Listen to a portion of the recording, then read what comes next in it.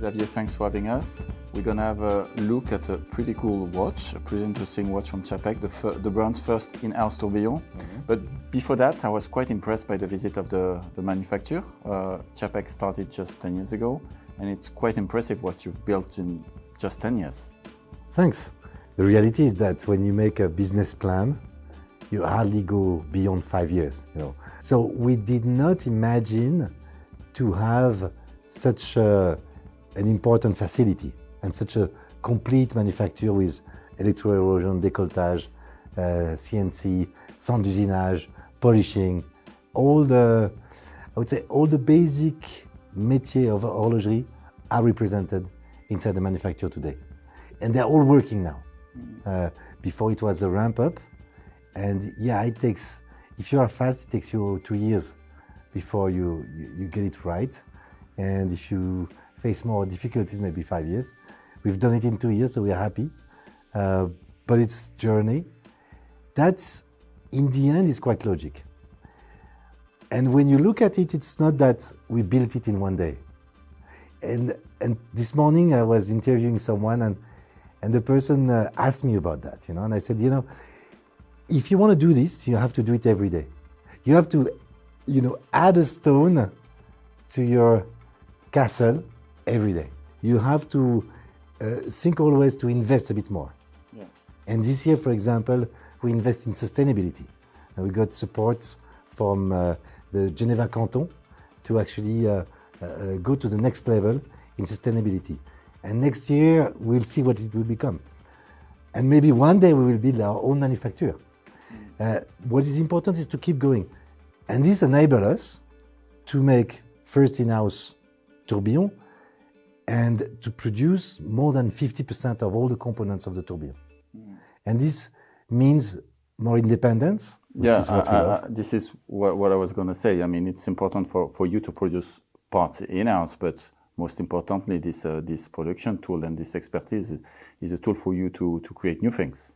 Yes, and also to be free, and also to not be dependent on the delay of a partner or another partner, and to try and have the trial and error process, and change and modify, discover something that has to be done differently.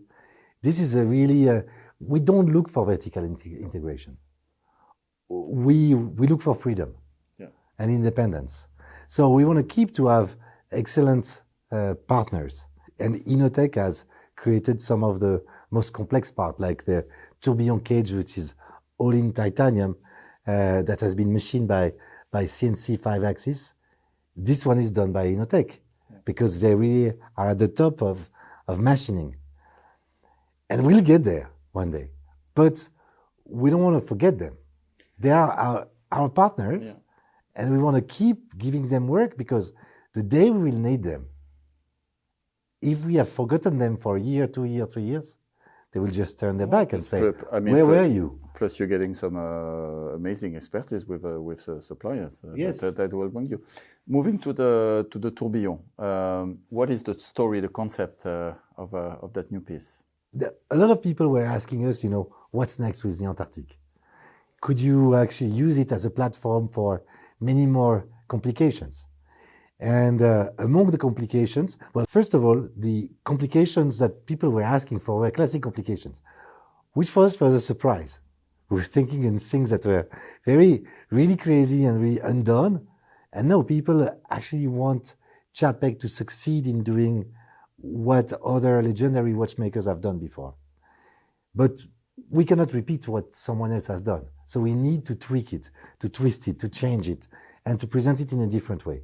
And our angle on watchmaking, on haute horlogerie, is always tainted with the quest of beauty, with this idea that you can take something and change it and make it shine and make it become incredible, with a part that is known and a part that is a surprise, and this is what creates the goosebumps.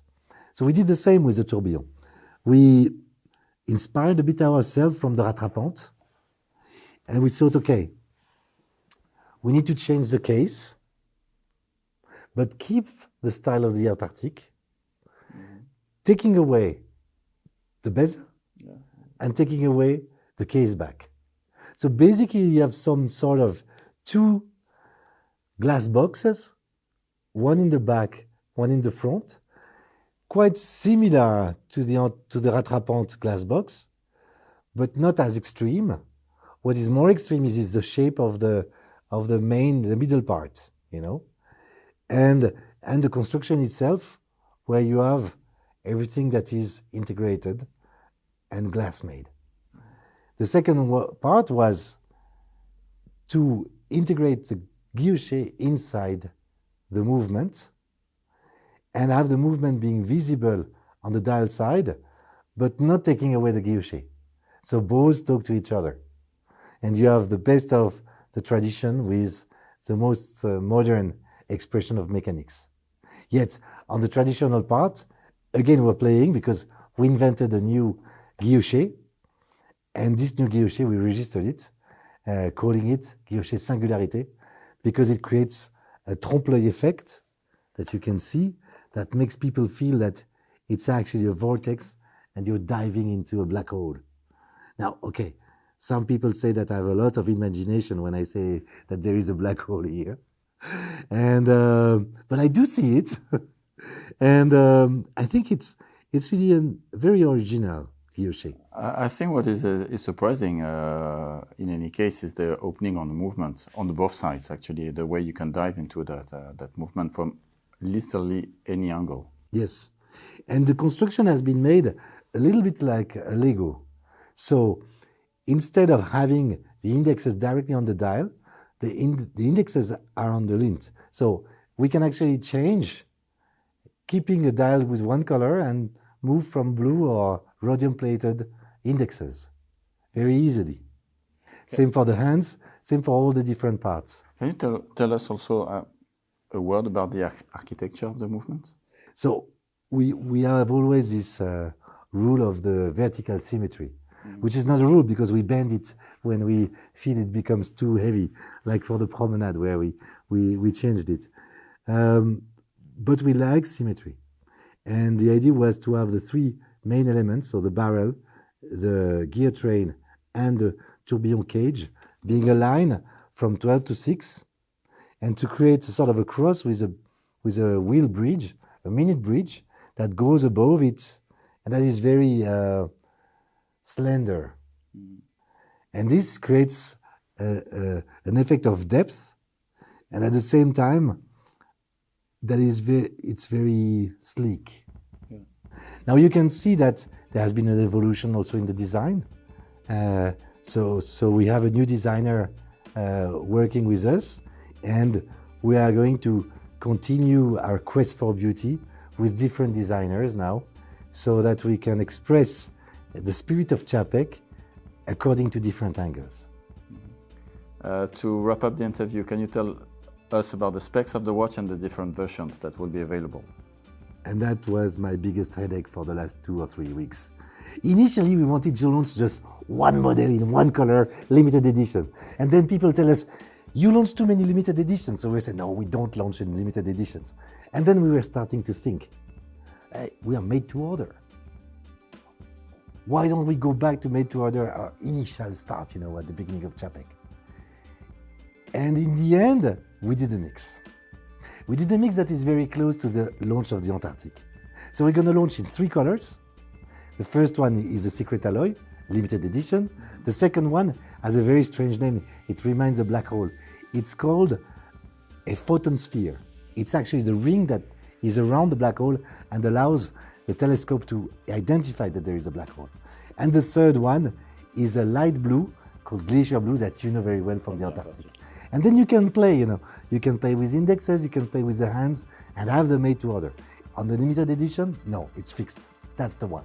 So all 3 watches come in steel? Yes. 40.5 millimeter like exactly. The original Antarctic? Exactly. With a bracelet. That's it. Okay. And more surprise to come in the coming years. But we're not going to reveal it. We keep that for ourselves. We'll see. Maybe one day you come back and you'll get to know. Well, Xavier, thanks for the preview. Thanks, mate. Congrats on the always. You know that on the new watch. Mi casa es tu casa. And more adventure to come in La Chaux-de-Fonds and around. And see you in Geneva before. Yes.